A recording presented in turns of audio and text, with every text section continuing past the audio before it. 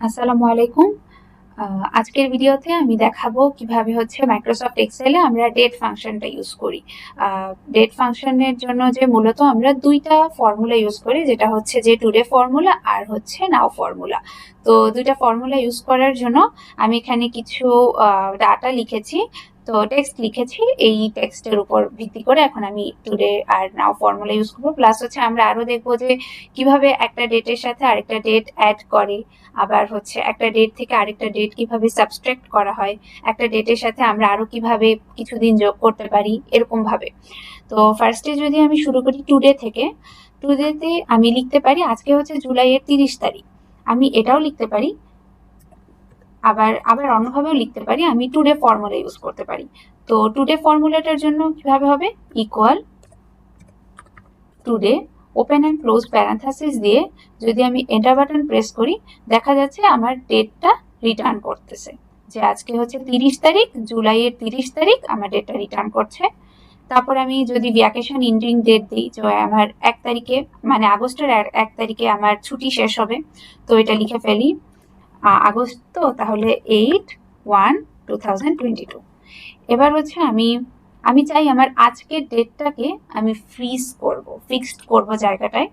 এই ডেটটাকে ফিক্সড করব যাতে আমার অন্য কোথাও যদি আমি ডাটা চেঞ্জও করি, তাও যাতে আমার এই ডেটটা চেঞ্জ না হয়। তো তার জন্য ফার্স্টে সেলটা সিলেক্ট করে আমি কপি করব। সেলটাকে কপি করার জন্য Ctrl+C, কপি করে এবার পেস্ট। হোম ট্যাবের ক্লিপবোর্ড মেনুতে আছে একটা অপশন পেস্ট, তার নিচে একটা ড্রপ ডাউন অ্যারো আছে। আমি ওই ড্রপ ডাউন অ্যারোতে ক্লিক করলে আমার কিছু অপশন দেখাবে।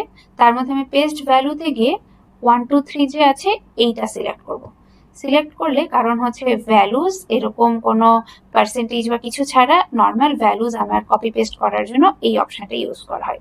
তো ক্লিক করলে আমার এই জায়গাটায় এই যে তারিখটা, এই সেলটাতে এটা ফিক্সড হয়ে যাবে। এবার যদি আমি অন্য কোথাও আপডেটও করি, এখানে আপডেট হবে না। এবার আমি হচ্ছে কি করব, অন্য কোথাও অন্য একটা সেলে যদি চাপ দিয়ে ব্যাকস্পেস চাপি, তাহলে আমার ওই যে এখানে যে ছিল ডট ডট এরিয়াটা, ওটা কিন্তু চলে যাবে।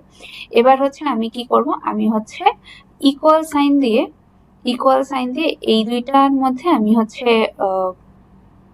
এই সাইন এই ডেটটা থেকে এই ডেটটা আমি হচ্ছে ডিলিট করব, সাবস্ট্রাক্ট করব। সাবস্ট্রাক্ট করার জন্য ফার্স্টে আমি এই সেলটা সিলেক্ট করে নিলাম, যেটা হচ্ছে B3 সেল, মাইনাস, তারপরে আমার B2 সেল সিলেক্ট করলাম। সিলেক্ট করে এবার এন্টার বাটন প্রেস করলে দেখাচ্ছে যে আমার 2 দিন বাকি, আর মানে আমার ছুটি শেষ হওয়ার আর 2 দিন বাকি। তো এবার যদি এখানে দেখাচ্ছে যে এটা ডেটের ফরম্যাটে দেখাচ্ছে, আমি ডেটের ফরম্যাটে চাই না। আমি একটা জিনিস দেখাতে চাই যে আমি এটা নাম্বারের ফরম্যাটে চাই। যেমন এখানে আমার দেখিয়েছে যে 2 দিন বাকি, এরকম আমি এটা নাম্বারের ফরম্যাটে চাই। নাম্বারের ফরম্যাটে আনার জন্য কি করতে হবে, ফার্স্টে সেলটা সিলেক্ট করতে হবে। সিলেক্ট করে এখানে রাইট ক্লিক করে এই ফরম্যাট সেলস যদি ক্লিক করি, এখান থেকে আমাকে দেখাচ্ছে যে আমার এটা ডেটের ফরম্যাটে আছে। আমি এখান থেকে নাম্বারের ফরম্যাটে যাব। নাম্বারের ফরম্যাটে গিয়ে ডেসিমাল প্লেসেস এখান থেকে যদি আমি এইটা 2, মানে আমার দশমিকের পরে 2টা শূন্য দেখাবে বা এরকম কিছু দেখাবে, দশমিক সংখ্যা দেখাবে, আমি তা না যে আমি ডেসিমাল 0 দিব। 0 দিলে নর্মাল আমার নাম্বার আসবে।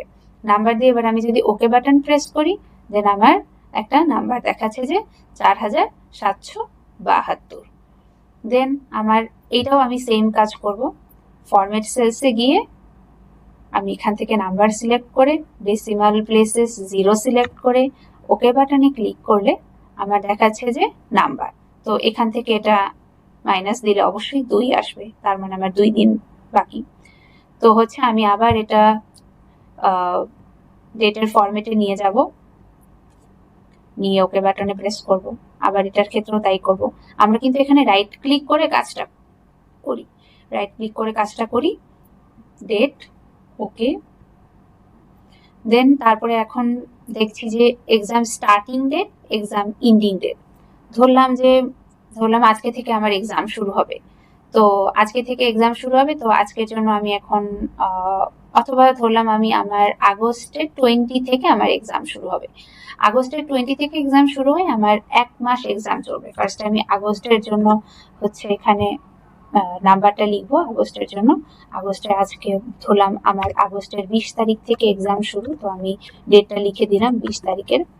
তারপরে ধরলাম যে আমার আরো কতদিন এক্সাম চলবে, 1 মাস ধরে আমার টানা এক্সাম চলবে, তো বাদ দিয়ে 1 মাস ধরে এক্সামটা এক্সটেন্ড করবে। তো এক্সাম শেষ হবে আমার কবে, 1 মাস পরে। তো এইটা দেওয়ার জন্য আমাকে কিভাবে করতে হবে, ইকুয়াল, আমি এই সেলটা সিলেক্ট করলাম, প্লাস ধরলাম 1 মাস তার মানে 30 দিন, তো 30 দিয়ে এন্টার প্রেস করলে 1 মাস পরে ডেটটা শো করছে, মানে আমার 1 মাস পরে যেই ডেটে আমার এক্সামটা শেষ হবে সেই ডেটটা চলে এসেছে। তো এভাবে হচ্ছে এই জিনিসটা ক্যালকুলেট করে। তো আমরা এখানে আজকে দুইটা ফাংশন দেখেছি, একটা হচ্ছে নাও ফাংশন, যেটা আর একটা হচ্ছে আমরা এখানে আজকে দুইটা ফাংশন দেখব, আরেকটা দেখা বাকি আছে যেটা হচ্ছে নাও ফাংশন। তো নাওটা হচ্ছে equal, now open and close parenthesis দিয়ে আমি যদি এন্টার বাটন প্রেস করি একটা ভ্যালু এসেছে।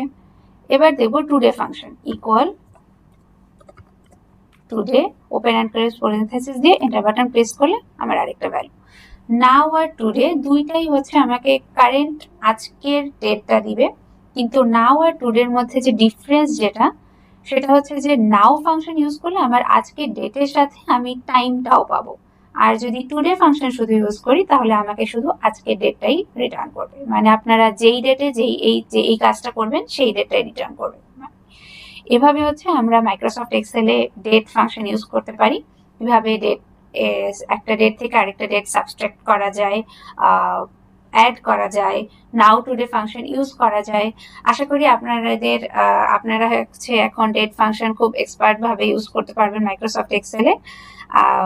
ভিডিওটা ভালো লাগলে একটা থামস আপ দিবেন, আর ভিডিওটা দেখার জন্য অনেক থ্যাংক ইউ।